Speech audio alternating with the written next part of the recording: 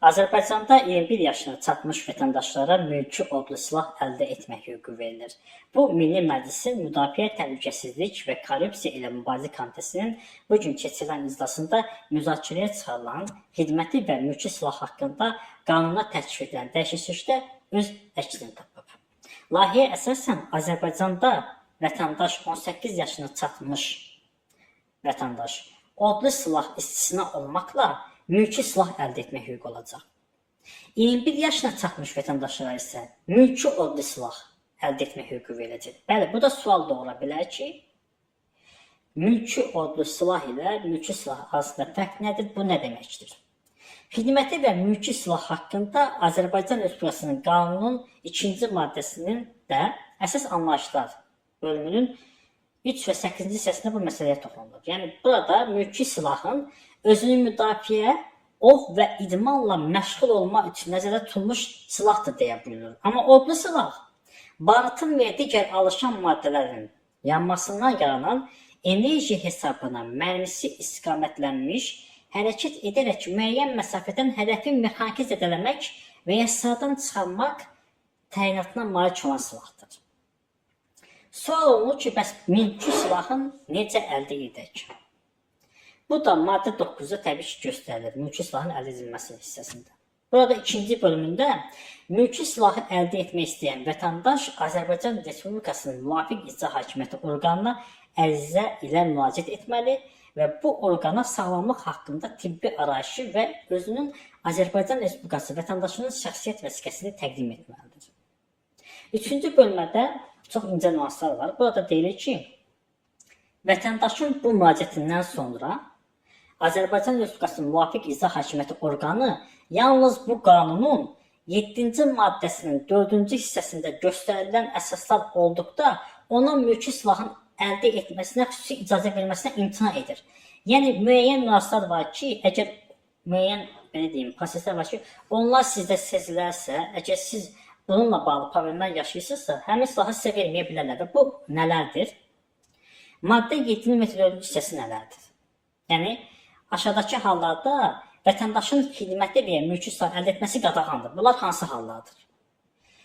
Əgər vətəndaşın mülkiyyətində kolleksiya əşyaları istisna olmaqla 7 ədəddən artıq odlu ov və ya idman silahı olduqda, əgər vətəndaşın haqqında alkoqolizm, narkomaniya, ruhi xəstəliklə, habelə görmə qabiliyyətinin pozulması ilə bağlı müvafiq tibb məsələsinin tibbi əks göstərişi olduqda, o cümlədən vətəndaşın ağır cinayətlərə görə, habelə silahdan, döyüş sursatından və patlayıcı maddələrdən istifadə etməklə törədilmiş cinayətlərə görə məhkum olunduqda, buna əlavə onun haqqında ov və balıq və digər su biyoresurslarının ovu qaydalarının, odlu silahın və ya döyüş sursatının əldə edilməsi, saxlanılması və tədbiri qaydalarının, ictimai qaydanın və müəyyən olunmuş idarəçilik qaydalarının pozulmasına görə, habelə odlu silahdan və ya döyüş sursatından istifadə etməklə törədilmiş digər hüquq pozmalara görə inzibati tənbih tədbirləri tətbiq edildikdə, həmin inzibati tənbih tədbirindən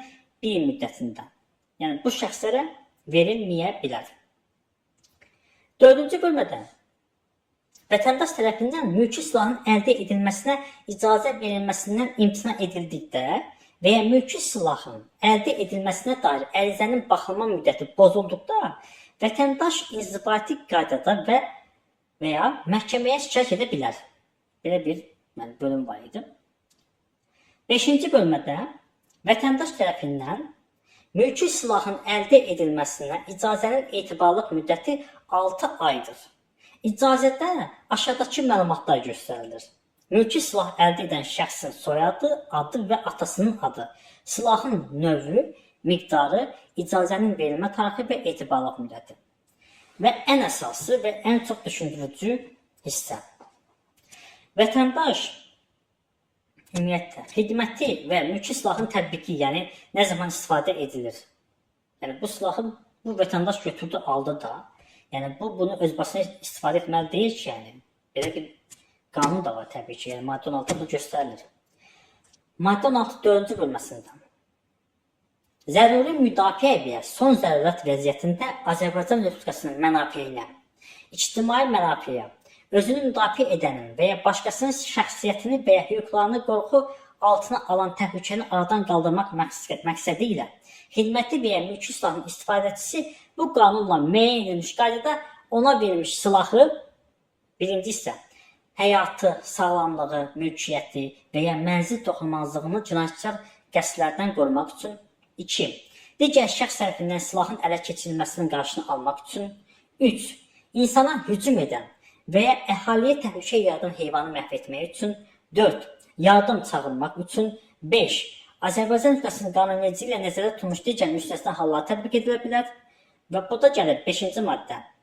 Bu maddənin 4-cü hissəsində nəzərdə tutulmuş müstəsna hallar xidməti və ya mülki silahın tətbiqinə yalnız real təhlükənin qarşısını alınması məqsədi ilə yol verilir.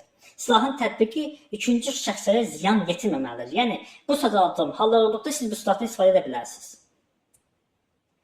Odlu silahı tətbiq etməzdən əvvəl şifahi xəbərdarlıq edilməli və ya xəbərdarlıq atəşi açılmalıdır. Xəbərdarlıq edilmədən silah yalnız aşağıdakı hallarda tətbiq edilə bilər. Qəfil, yəni birdən-bir gözlənməz hücum baş verərsə, hücum üçün odlu silahdan, mexaniki nəqliyyat vasitəsindən, təhlükə yaradıcı, yırtıcı, vəhşi və başqa heyvandan istifadə edilərsə, bu hallarda. 7-ci maddədə insanların toplaşdığı və ya kənar şəxslərin ziyan çəkə biləcəyi yerlərdə qadınlara, yanında azyaşlı uşaqlara olan şəxslərə, açıq-aşkar əlillik və sağlamlıq imkanı məhdudluğunun əlaməti olan şəxslərə, azyaşlı olduğu aşkar görünən və ya məlum olan şəxslərə qarşı onlar tərəfindən silahlı və ya qrup şəklində başqın hallarından başqa odlu silahın tətbiq edilməsi qadağandır. 8. Xidməti və mülki silahın insana qarşı tətbiq edilməsinin hər bir halında silahı tətbiq etmiş şəxs bu barədə prokurorluq orqanlarına məlumat verməli, hadisə yerinin dəyişilməmiş saxlanılmasına çalışmalı, zərərçəkənlər olduqda onlara tibbi yardım göstərməlidir. Və gəlirik 9-cu bölməyə və 8 ilə.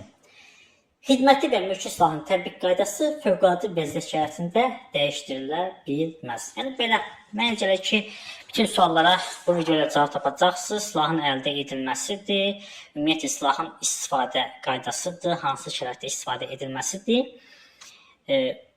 Əslində, belə baxanda bu silahın əldə edilməsi pis bir şey deyil məncə. Yəni, hər bir insan özünü qorumalıdır. Yəni, əlbəttə ki, burada müəyyən bir tibbi, necə deyərlər, müayinədən keçirməlidir həmin vətəndaş. Bunun amma müəyyən bir stratejik yönləri də var. Yəni, bu da sırf təhsil mən düşünmürəm ki, bu vətəndaşa bu asanlıqla verilsin.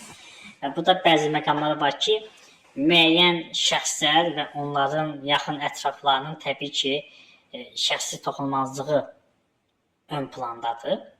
Və bu şəxslər, belə deyim, ölkədə yavaş-yavaş artan gərginlik fonunda onlara və onların yaxınlarına gələcək hər hansı bir ziyanlardan ehtiyat edirlər və bir çox məmurlar və onların övladları asanlıqla bu silahı əldə edə biləcəklər deyə düşünürəm. Yəni, bu hər bir şey ümumiyyətlə gələcəyə atılmış bir plandır. Təbii ki, kimsə mənə durub silah verəsi deyil. Əlbəttə, mən bütün yoxlanışlardan keçsəm belə. Yəni, bu asanlıqla əldə edilməyəcək deyə düşünürəm. Ümid edirəm ki, bu suallara cavab tapdınız. Məncə, kimlikdən asılı olmayaraq, doğrudan da sağlamlıq, psixolojik vəziyyətləri yerində olan və qanuna uyğun şəkildə, təbii ki, bu qanuna uyğun şəkildə bütün göstəricilərə olumlu cavab verən istənilən vətəndaş bu silahı gəzdirmək haqqıdır. Çünki hər birimiz bərabər hüquqluyuq, qanun isə hamı üçün qanun olaraq qalmalıdır və riayət edilməlidir, tətbiq edilməlidir. Özünüzə yaxşı baxın.